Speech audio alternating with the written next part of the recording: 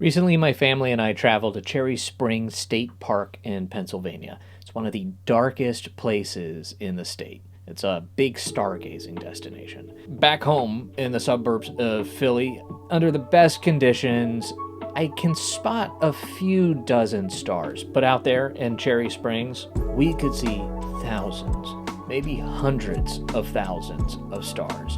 It was truly incredible, and these photos don't do it justice. And while we were there, we also checked out Watkins Glen, beautiful waterfalls, reminds me of Rivendell. We went to the Grand Canyon of Pennsylvania. It's not as impressive as the one in Arizona, but it's a lot more hikeable. We just had a really great time as a family. This experience got me thinking, what else are we failing to see? What beautiful things, what creative solutions, what innovative ideas are getting washed out by the busyness and distractions of our daily lives? The same stars I saw at Cherry Springs are still above my head right now, but only a fraction of them show up against the light pollution of my surroundings. Also, I can't see through the ceiling. And it's not just literal lights I'm talking about, it's all the noise and clutter of our everyday routines that keep us too busy to even stop and look up in the first place. Now, don't get me wrong, I don't consider all artificial light to be pollution, and most of the time, I will pick the comforts and conveniences of civilization over being in the middle of nowhere.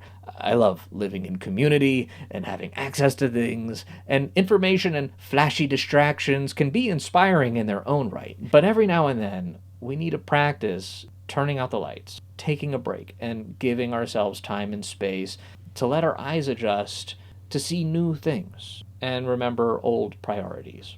Here are a few practical tips for turning the lights out, so to speak, in your own life, even if you can't get away to a place like Cherry Springs.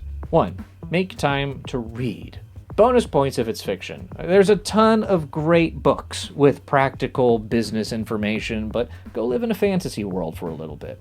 I've found it sometimes does a better job at helping us connect with the real world than nonfiction ever could. Bonus points if you read out loud, especially if you have kids. This opens up a whole new bag of benefits. Definitely for your children, but also for you. It creates a really special opportunity to connect with your family. But if you need something more practical, it's a great practice for public speaking and presentations. And it's fun. Bonus points, do the voices. Number 2, turn off the television. In another video, I talked about how my wife and I gave up TV for Lent this year.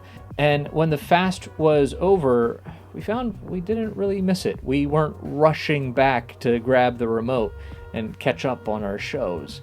Sometimes finding something to watch on TV is more stressful than it's worth. I used to love TV and movies. I still do, but TV can become this thing that you turn on just out of habit. And sometimes keeping up with a series can turn into a stressful obligation.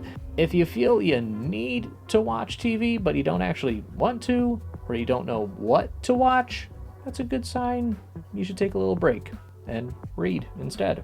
Number 3, go for a walk. Bonus points if you do it without listening to a podcast or anything. Normally I have my earbuds in, but when I do, I realize I'm kind of cutting myself off from everything around me and I go into my own head. And sometimes that's good, but sometimes it's better to take a break from the information input, even music.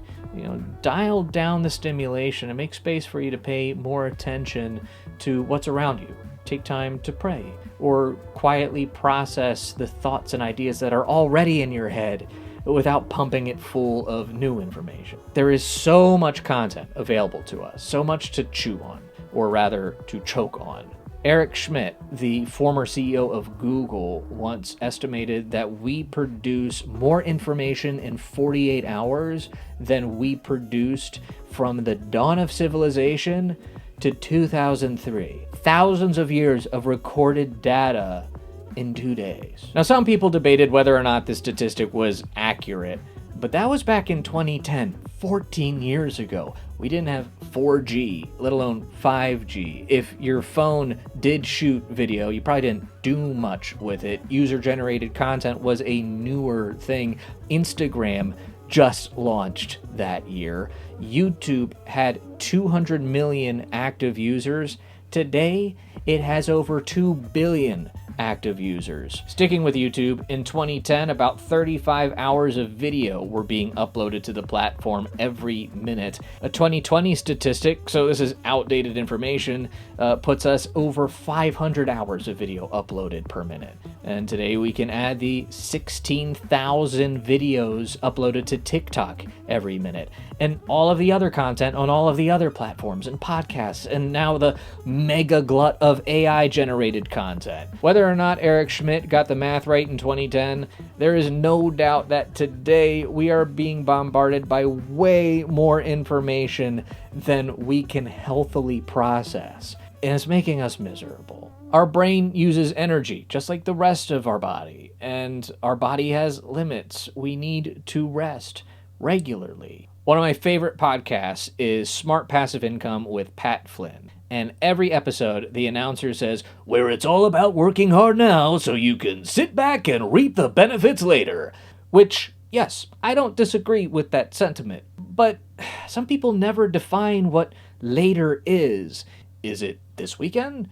Or is it in your 70s? Hustle, hustle, hustle, I'll sleep when I'm dead is an all too common mentality among entrepreneurial circles. But that needs checks and balances, or else we're going to get sick, stressed, depressed, and burnout. And burnouts don't usually hustle very well. So get away, change up the pace, turn out the lights, put down your phone, just be quiet, and let yourself get bored. Let your brain rest and recover, and actually have time to digest all of the information you keep shoving down your mind throat. And when you get away, don't isolate yourself. Lean into your family and your friends and other things that bring you joy. Don't sacrifice living your life well today for the sake of chasing some imaginary, better, more successful version of your life that you might not actually get to see. Just feeling a little reflective, and wanted to encourage you to take time to rest and reflect as well. But I do appreciate you watching this video. How about once you are finished liking, subscribing, and leaving a comment, you turn off the screen for a little bit, go for a walk, read a book, and if you are able to get away to a good stargazing spot this summer, do it. You won't regret it. Thanks for watching. I'll see you in the next one, but no rush. Take some time.